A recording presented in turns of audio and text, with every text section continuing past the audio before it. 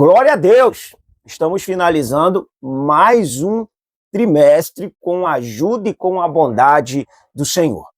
Vem comigo para essa sala de aula, lição 13, lição Betel. Nós estamos fechando esse trimestre com a ajuda do Espírito Santo, que tem nos iluminado, que tem nos capacitado, nos instruído e nos dado direcionamento para estar ensinando a sua palavra. Se você entrou aí e não for inscrito ainda no canal, não deixe de se inscrever. Dá o seu like se você gostou. Se você não gostou, dá o seu dislike. Comenta, concorda, discorda, acrescente, compartilhe esse vídeo e seja bênção. Isso aqui é uma sala de aula. Lembrando que não é uma aula, é só um resumo da aula, da lição, para acrescentar, para somar com aquilo que Deus tem lhe dado dentro dos seus estudos. A nossa lição de número 13 tem por tema Aprendendo com os 10 Mandamentos, pilares éticos e morais cujos princípios são relevantes e aplicáveis na vida contemporânea.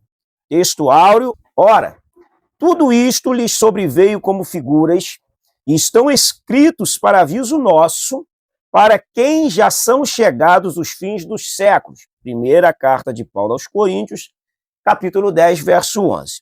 A verdade aplicada, fomos libertos da escravidão do pecado para pertencermos a Deus e vivermos segundo a sua vontade em todas as áreas da vida, para a glória de Deus.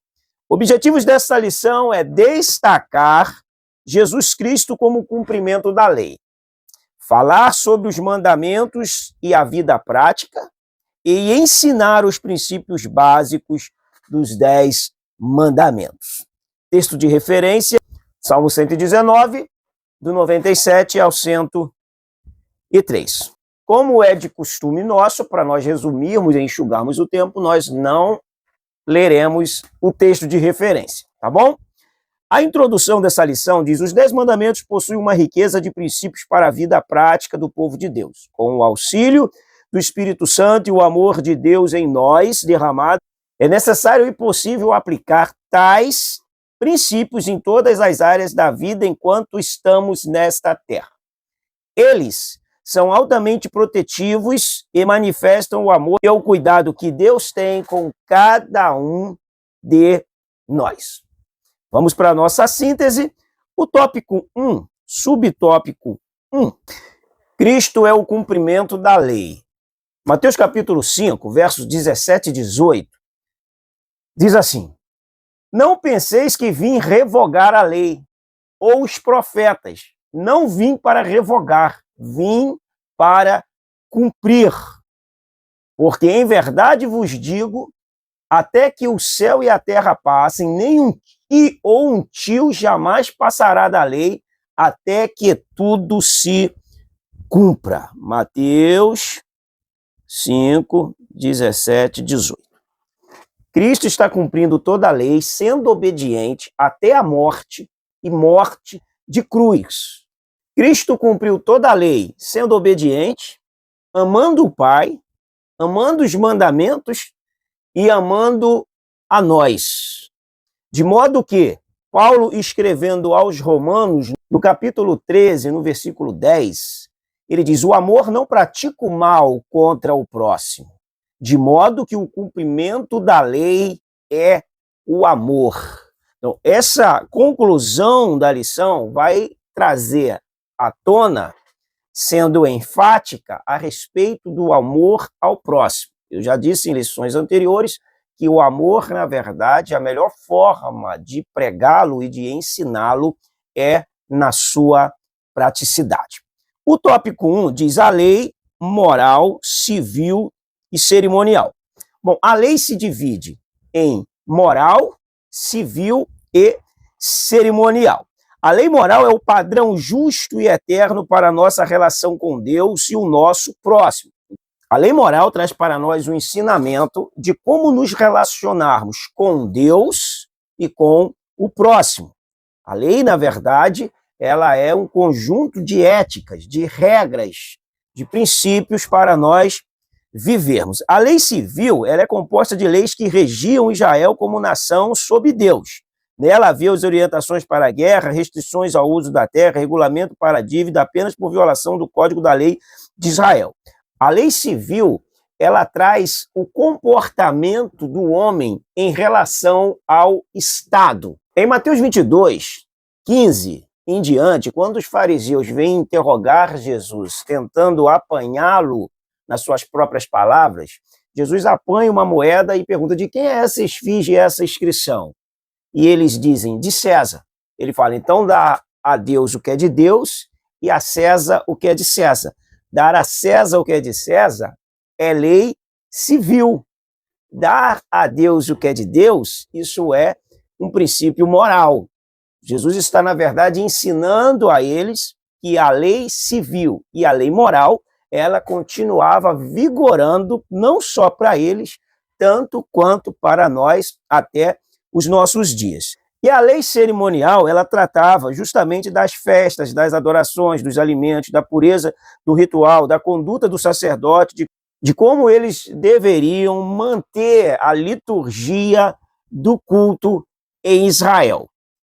Esse ponto da divisão da lei, ela é importantíssima porque nós vamos observar uma regra, uma orientação, uma organização para o povo de Israel. E organização é uma coisa linda e Deus é um Deus extremamente organizado e tudo que fizermos sem organização, com certeza nós não obteremos sucesso. O princípio de organização está na Bíblia, de ordem. E ordem, ela vai emitir a ideia de progresso. 2, Cristo é a nova aliança.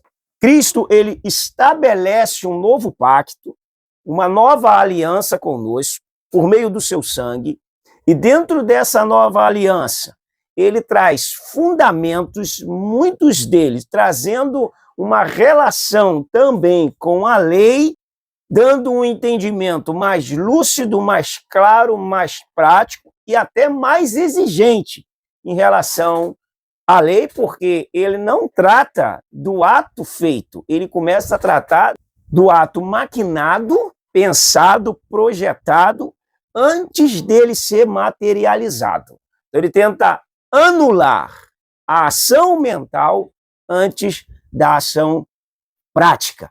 Esse é o Evangelho de Jesus Cristo. O tópico 1, subtópico 3, Cristo é o cumprimento da lei. Nós lemos em Mateus capítulo 5, versos 17 e 18, que Cristo ele não veio para descumprir a lei, ele veio para cumpri-la na sua essência. De modo que Romanos 13:10 diz que o cumprimento da lei é o amor. E o que Jesus veio ensinar para os homens foi o princípio da humildade, do amor não fingido, do serviço ao próximo, da abnegação de si para beneficiar o semelhante. Esse é o Evangelho da Nova Aliança. O tópico 2 diz os 10 mandamentos e a vida prática. É relevante nós atentarmos para duas palavras: princípios e valores. Elas estão inseridas dentro desse contexto ético e moral do Decálogo. O que é um princípio? Princípios são valores e verdades universais. Valores são regras universais que nos orientam, são como bússolas. E eles estão inseridos nas entrelinhas de um texto. Logo, eu preciso me atentar e perceber na palavra de Deus, lendo o texto nas entrelinhas, para que eu possa usufruir melhor do texto e extrair o melhor que o texto tem para me oferecer. É claro, sempre na dependência e na orientação do Espírito Santo de Deus. Os padrões perfeitos de Deus. O tópico 2 e o subtópico 1. O fato de não estarmos mais debaixo da antiga aliança não significa que os padrões de Deus deixaram de existir ou não mais são exigidos. Tais pensamentos podem servir como justificativa para um viver que transforma a graça de Deus em libertinagem, o que não pode acontecer. A graça de Deus, ela nos traz um limite, e esse limite é a nossa liberdade. Eu disse aqui em outras aulas atrás que a minha liberdade é parar no sinal vermelho. A minha libertinagem é avançar o sinal e, com esse avanço, eu posso cometer uma colisão e destruir não só a minha vida, como a vida do meu semelhante, do meu próximo. Por isso que a libertinagem, ela é quando você ultrapassa o limite chamando de liberdade. Mas o limite que Deus deu para nós, eles são importantes. Um exemplo, você tem um carro que corre 200 km por hora. Bom, o teu carro foi programado para correr 200 km por hora, mas a sua vida não foi. O que você vai fazer? Mesmo que você tenha um carro com tal potência, você vai manter sempre a velocidade normal, porque a sua vida não foi feita para andar 200 km por hora. Olha só, esse ponto é importante. Você tem um limite, não ultrapasse o seu limite. Quando nós falamos a respeito do sábado, Deus deu o sábado para que o povo descansasse. Qual é o princípio dentro desse texto? 6 dias trabalharás e no 7º descansarás. Na verdade, Deus está nos protegendo, isso é reconhecer o cuidado de Deus em nos proteger das atividades excessivas. Esse é o princípio dentro do preceito estabelecido. Esses pontos, eles são fundamentais dentro da interpretação do texto. Então, se eu tenho o texto, eu preciso enxergar qual o princípio que ele tem ali. Vamos caminhando aqui para o nosso 2.2, que diz: conduzem à manifestação prática do amor. Eu vou ler um texto de Isaías 58, que eu quero até chamá-lo do jejum hipócrita, porque Deus faz uma observação para eles. Depois você lê esse texto com bastante cautela, porque o verso 6, ele está dizendo o seguinte: porventura não é este jejum que escolhi, que soltes a ligadura da impiedade, desfaças as ataduras da servidão, deixe livres o oprimido e despedaces todo jugo? Porventura não é também que repartas o teu pão com o faminto e recolhas em casa os pobres desabrigados, e se vires o nu, o cubras e não te escondas do teu semelhante? Então romperá a tua luz como a alva, e a tua cura brotará sem sentença, e a sua justiça irá diante de ti, e a glória do Senhor será a tua retaguarda. Então clamarás, e o Senhor te responderá. Gritarás por socorro, e ele dirá: eis-me aqui. Se tirares do meio de ti o jugo, o dedo que ameaça o falar injurioso. Por que Deus está trazendo essa advertência a eles? Porque o jejum que eles estavam fazendo era um jejum para benefício pessoal. Eu tenho um vídeo falando sobre esse jejum de Isaías 58. Caso você queira ouvir ou assistir, deixa o seu comentário que eu vou botar o link aí para você assisti-lo. Como que eles estavam jejuando? Olha o 58, verso 3, dizendo: por que jejuamos nós e tu não atentas para isto?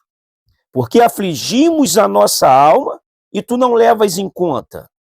Eis que no dia em que jejuais, cuidais dos vossos próprios interesses e exigis que se faça todo o vosso trabalho.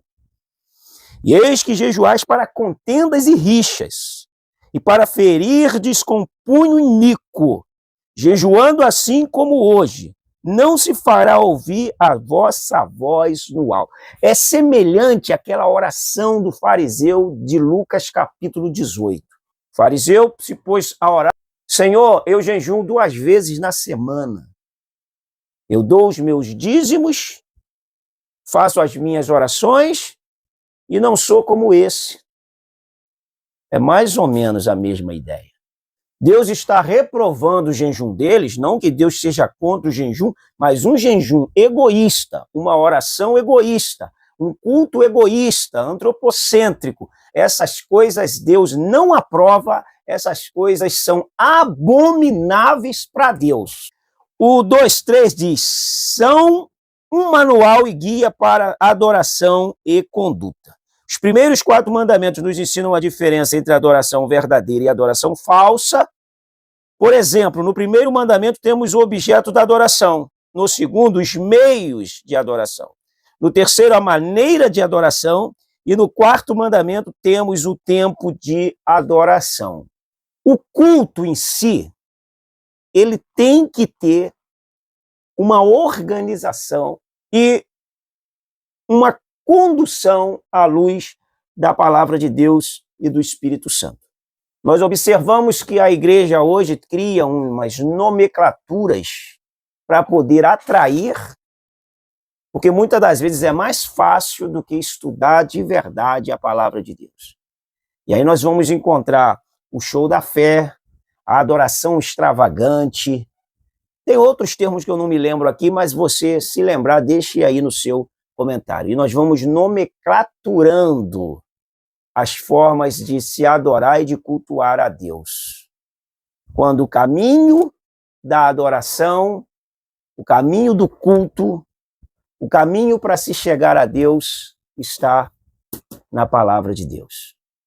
Que não nos falte a palavra e que sejamos fiéis à palavra de Deus, sem comprometer e negociar o texto da mesma. O 3 diz, o princípio básico dos 10 mandamentos.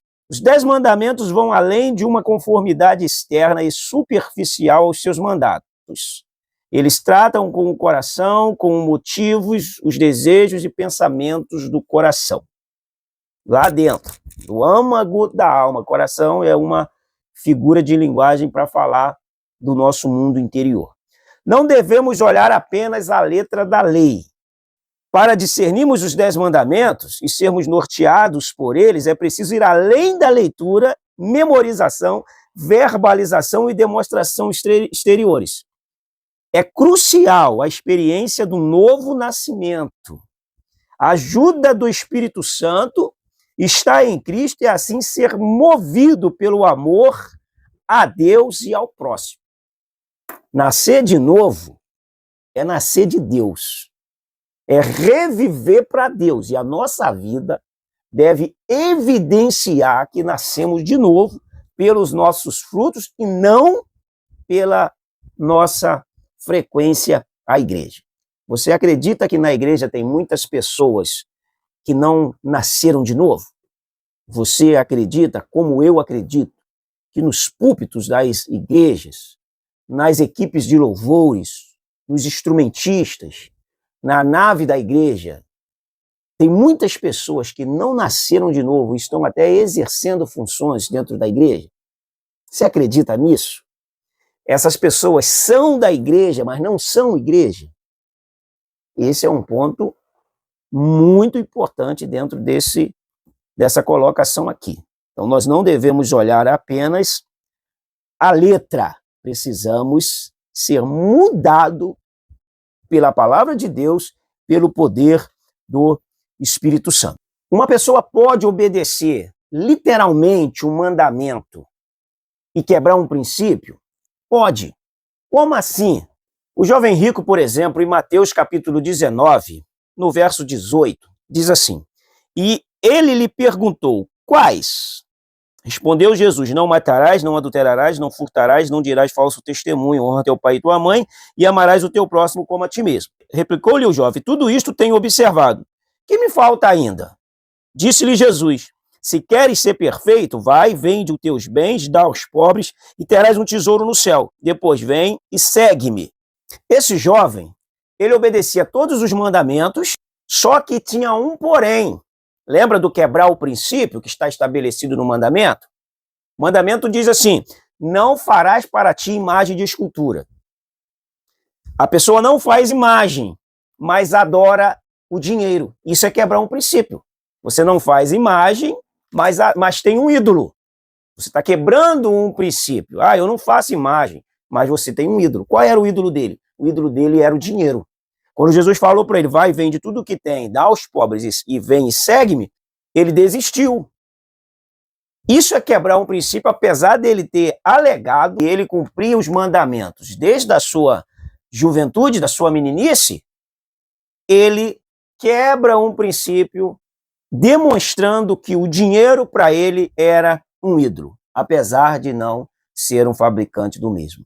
É o que nós estamos estudando nesta lição. É aquilo que está nas entrelinhas do texto para que nós possamos compreender de maneira mais lúcida esse ensinamento de fechamento da lição. O 3.2 diz: cada mandamento trata de um grupo de pecados. Os pecados mencionados nos 10 mandamentos representam grupos de pecados relacionados e similares, ou seja, cada mandamento específico encabeça outros pecados semelhantes. Cada mandamento particular trata de uma categoria ou classe de pecado que estão relacionados. Por exemplo, o mandamento não matarás inclui muitos outros pecados. De acordo com o Sermão do Monte, inclui o ódio, a raiva, a injustiça, o ódio, palavras abusivas e até mesmo qualquer desejo de inclinação para fazer o mal ao seu próximo. Outro ponto importante é que, eu já falei isso aqui em outras aulas anteriores, mas o Decálogo deixa bem claro. Pecado, ele tem nome. Se é adultério, é adultério. Se é homicídio, é homicídio. Se é cobiça, é cobiça. Então o pecado tem nome. Todas as vezes que nós formos diante de Deus pedir perdão pelos nossos pecados, nós precisamos dar nomes a eles. Ah, Deus sabe, sim, Deus sabe. Mas para a minha própria consciência, para o meu próprio peso de responsabilidade, eu preciso falar para Deus qual é o pecado pelo qual eu estou pedindo perdão e do qual eu preciso me libertar. Libertação é um processo. Nós estamos nos libertando constantemente. É o lavar regenerador da palavra de Deus. Tomamos banhos todos os dias para nos limparmos, para nos sentirmos bem. E devemos todos os dias ler, estudar e meditar na palavra, que é a água que nos lava por dentro e que nos deixa limpos também todos os dias. Para nós não acharmos que somos o Jesus Júnior da corte. Fechando aqui, os mandamentos exigem uma vida prática. Em outras palavras, podemos dizer que os mandamentos são negativos e positivos. Eles são expressos negativamente para enfatizar a pecaminosidade dos homens, mas sempre vão além do elemento negativo e nos conduzem a um elemento positivo. Um exemplo que está aqui citado dos princípios é esse aqui, ó, não cobiçarás. Isso traz a ideia que eu estou satisfeito e contente com aquilo que eu tenho, e isso faz com que eu não cobice o bem do meu irmão. E devemos viver a nossa vida com honestidade, com hombridade, sendo agradecido por aquilo que conquistamos, mesmo que aparentemente seja pouco para as outras pessoas. Grande fonte de lucro, disse Paulo, é a devoção a Deus com o contentamento. Isso não quer dizer que você vai estacionar e achar que você não precisa conquistar mais, mas é você entender que você ainda irá conquistar mais, mas que você está feliz com aquilo que até aqui você já conquistou com a ajuda de Deus. Isso irá fechar as portas para esses males, ou quem sabe essas raposinhas que tentam se infiltrar na nossa vida. Tem pessoas que até se abatem espiritualmente e emocionalmente, muitas das vezes por não possuir aquilo que desejava. E isso é uma fonte para entrar a ideia da cobiça. Concluindo essa lição, o fato dos 10 mandamentos expressarem a vontade de Deus e revelarem o seu santo caráter deve mover-nos a estudá-los e procurarmos discernir os princípios neles contidos. Evidente que, para tanto, devemos ser norteados pela continuação do Espírito Santo e pelo amor a Deus, visando um viver que agrada ao Senhor, testemunha a todos a salvação e o plano de Deus para a humanidade e a glória de Deus. Estamos encerrando esse trimestre feliz com Deus, conosco mesmo, feliz por ter você aqui conosco. Muito obrigado por ter passado todo esse ano, esses 4 trimestres conosco aqui, nos dando a oportunidade de adentrar na sua casa, no seu carro, no seu trabalho, onde quer que você nos assistiu durante esse ano todo e nos assistirá ainda, fica aqui os meus agradecimentos. Tá bom? Boa aula para você. E a minha oração é que o Espírito abra a nossa mente, ilumine o nosso entendimento, aqueça o nosso coração e nos faça ferver pela palavra de Deus. Fica com Deus, um grande abraço, ó. Beijo do gordo, boas festas, boas entradas de ano, feliz ano novo para vocês e que o ano de 2025 seja um ano cheio de Deus para nós. Vamos buscar o Senhor. Muito obrigado, Deus te abençoe.